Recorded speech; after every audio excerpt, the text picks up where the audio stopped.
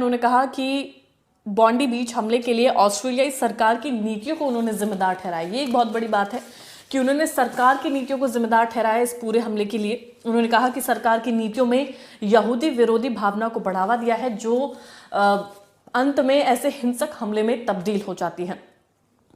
Netanyahu का कहना है कि गाजा युद्ध के बाद से ऑस्ट्रेलिया में ऐसे हमले बढ़े हैं जहां पर समुदाय को टारगेट किया गया है।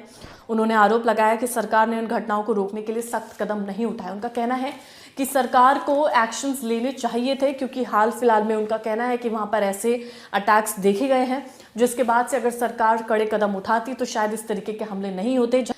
अब ये घटना क्यों महत्वपूर्ण है? ये ऑस्ट्रेलिया के इतिहास में सबसे गंभीर आतंकी और गोलीबारी हमला माना जा रहा है कि जिस कदर से अंधाधुंध फायरिंग की गई है, उसके तहत उसके मद्देनजर ऑस्ट्रेलिया में जो सबसे गंभीर हमले में से एक इसे माना जा रहा है जो ऑस्ट्रेलिया में इस वक्त देखा गया है। हाल फिलहाल में जो रिपोर्ट सामने आई है उसमें यह बताया गया है कि शुरुआती जांच में आईएसआईएस से जुड़े गंभीर संकेत सामने आए हैं, यानी कि आईएसआईएस का नाम सामने आ रहा है, जो अपने आप में एक बड़ी चिंता का विषय है, जिसने न सिर्फ ऑस्ट्रेलिया बल्कि अंतर्राष्ट्रीय सुरक्षा एजेंसियों को भी चिंता में डाल दिया है कि आखिर 2 शख्स जो ऑस्ट्रेलिया में रह रहे थे उनका नाम इन आतंकवादी गतिविधियों से या आतंकवादी संगठन से कैसे जुड़ता है।